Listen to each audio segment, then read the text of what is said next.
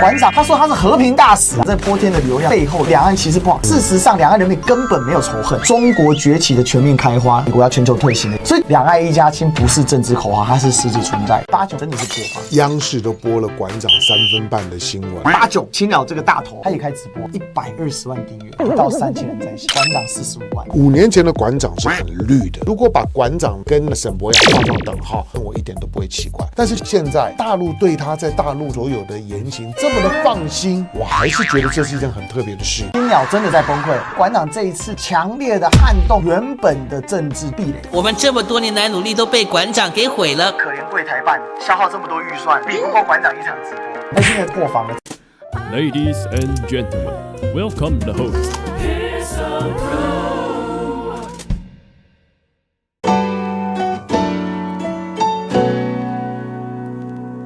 馆长这一次的登陆，大部分人都是跟着馆长的镜头走马看花。坦白讲，在上海不会看到任何的不好。上海它不止在中国，在整个的亚洲区，甚至摆在呢全球的都会平台里面，它绝对跟纽约、跟伦敦这同一级，而且治安环境各方面的公共条件都比这些地方可能要来得更好。馆长跟钟明轩的不同，馆长是有备而去，他知道一定会引发非常剧烈政治上面的讨论。那民间版的馆长跟官版的马英九同时在大陆的时候，马英九就不见了。那这个是两个非常不同的地方。你自己做自媒体也做了很多年的时间，可是你看人家馆长蹭一下100多万，你怎么看这件事？首先做自媒体的不羡慕馆长那是不可能。他这次去之前刚好我跟馆长算是联合和解，这次他去包括在地的地陪，像当地的大网黄潇，他昨天跟我讲说他帮馆长解决超多事情，因为馆长请了一个专业团队。大家知道，根据中华人民共和国这相关的法令规定，你不能聚众，你要申请的。那这个申请都是王潇去帮他跑，因为他本身是民革的成员，他有一些影响力，所以他也帮馆长预先排除了很多社会安全问题的部分。所以在这里面，我觉得我有帮到馆长一些是与有荣焉。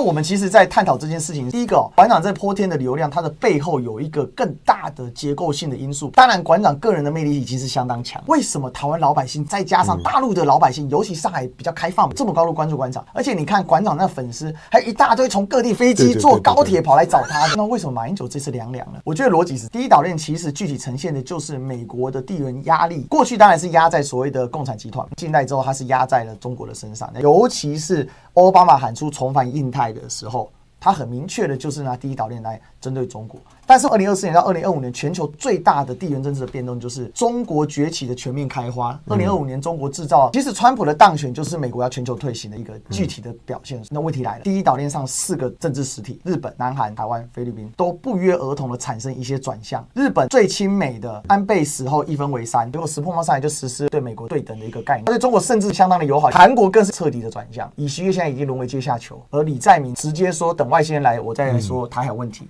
因为韩国沙主义门庭改换只需1秒钟，菲律宾马可是史无前例的把前元首在没有签约的情况下送到国际海洋法庭，竟然狙击不了他，形成在期中选举的重大失败。但不管怎么样，第一岛链台湾在2024年其实已经做出了很明确的政治表态，国会反映的民意是民进党应该下来，而且在总统选举里面赖清德也只拿到40.5%。那台湾到底发生什么事情？第一个面向讲台湾历史的纠葛，因为从两蒋到老李，他都是一个强而有力的领导人，尤其两蒋长时间的类军事政府的统治。老李他在掌握这个权力的时候，他以宪改为名，卡死制度上的大 bug 变成总统皇帝制，那就是卡死了台湾在政治解决空间上的问题。另外，在中国崛起的大趋势，而美国退行的趋势很明显的情况之下，台湾的政治人物对于国际情势的感知能力非常差劲，所以他们做出了一个非常不明智的决策，也就是在野党的候选人，不管蓝的白的，无法形成有效整合，最终让赖清德得胜，断送了自己的政治生涯。结果老百姓闷，那赖清德斗，那怎么办？就开始出现用民间力量找寻解决的方案跟出口。具体落实到社会的层次上的时候，你就看到网红的西进，从钟明轩到馆长都创造了泼天的流量，尤其馆长贾康哥的3倍，你能想象吗？以 YouTube 来说，馆长绝对是华文圈第一网红，有毫无质疑，他也是 GOAT 哦。但是这个 GOAT 是人也时也命远，在你政治上找不到出口，两岸其实不好，可是事实上两岸人民根本没有仇恨，所以就找到了馆长这个解决方案。但他去，他不是说我是商业大使，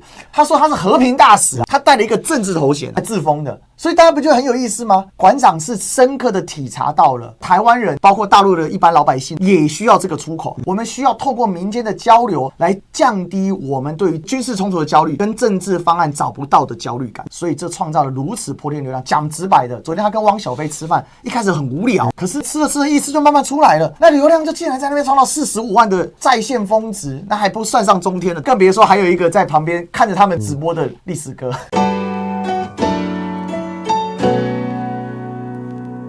馆长，我平常会注意他的一些的政治讨论，我认为他对于比较高端的政治讨论，他还没有这么好。可是他很能够反映庶民直接的感觉，所以光这一点做自媒体就超好。所以他是带着一种的政治的炒作的企图到上海去的。但他丢下了另外一个问题，你对大陆的所有的网络环境有一点认识，就知道他不是不设防。可是馆长去大陆方面，对于你来做政治表达，看起来对他开了很多的绿灯。为什么？我先讲一下技术问题。在大陆，如果你用国际漫游是可以直接直播，而且不算卡。它的用法，据我知道，它是用那种一个包里面，它可能插好几张卡，它可以不断切卡。所以你看馆长的直播，有时候它很顺，但是它一顿的时候，它就跳过去换一个号码一直跳，那是非常专业的团队，他花了30几万，所以这就回应到我一开始讲说，王骁帮他解决了很多大麻烦。但是馆长那么高度的政治的问题的人物，过去批评大陆、批评习近平可没有少过的状况。Anyway， 他是做到，所以这里面瞎子都知道，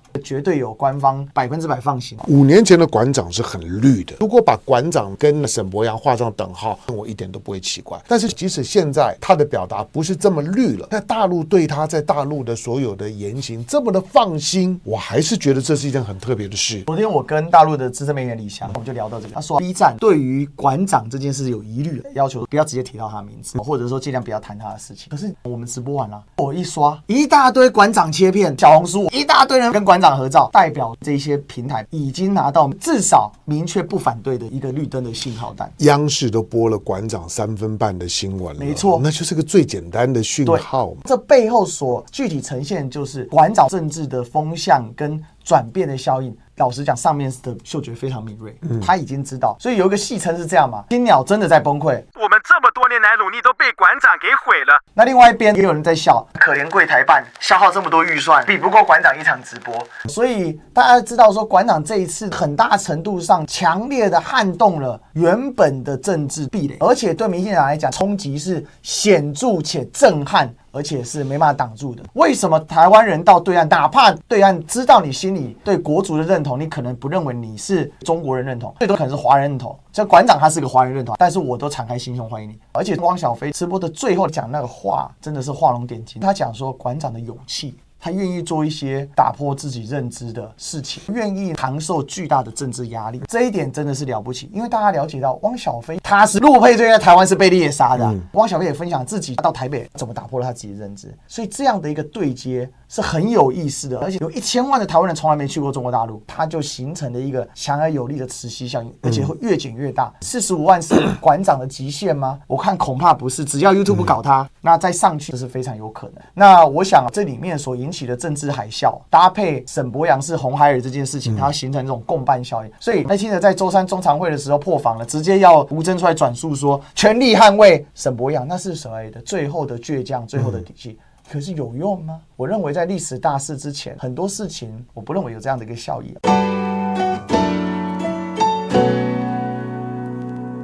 最后这一次里面很多人骂马英九没用，馆长很有用，我认为不对，都有用。马英九毕竟是政治人物，做过总统，他有一个保护伞的作用。当马英九被整，但他没有被整垮的时候，那大家还是可以。但马英九被整垮，我们就会寒蝉效应。这也是为什么民进党急着要整马英九嘛。另外，馆长在没有这样的大格局之下，他也很难这么顺畅的登。所以，我想两岸的一些工作，有些东西叫做水到渠成。馆长这次破天流量，我都认为时也命也运，或叫天时地利人和。天时中美的冲突来到了一个转折点，你就想2台航空母舰跑到西太平洋去，都穿到第2岛链去，这是一个很明显的讯号弹。地利他选上海，台北连接上海是最方便的地方。人和刚好沈伯洋这个抗中大将被发现家里面是个超级台商，那这个破大家对民进党的厌恶感已经低到一个极限了。再加上前面也有钟明轩的堆砌，所以是所有东西水到渠成。但是台湾方面在网络上面的这些青鸟们怎么反应？首先还没回来就反应了，我们看到三立的小编顺着梁文杰的说法，你就留在对岸好了。这一波对青鸟来讲的崩溃是显而易见的，因为昨天89青鸟这个大头他也开直播，120万订阅，不到3000人在线，馆长45万，所以89的真的是破防，情绪上的找补是必要的。他们接下来会用各种花样的去酸馆长，并且把馆长过去19年到20年他跟民进党蜜月期的照片、影音全部翻出来。再来，馆长自己也预告了，我觉得他判断是对的，1个月至少每天把他所有的这边回去要开始扒皮，每一句话、每一个眼神，像这一种有的没有的一大堆，那这一种崩溃的窘境确实是有的。而且绿营最近非常挫折，大家也知道瑞斯送头，再来陆委会一定会出台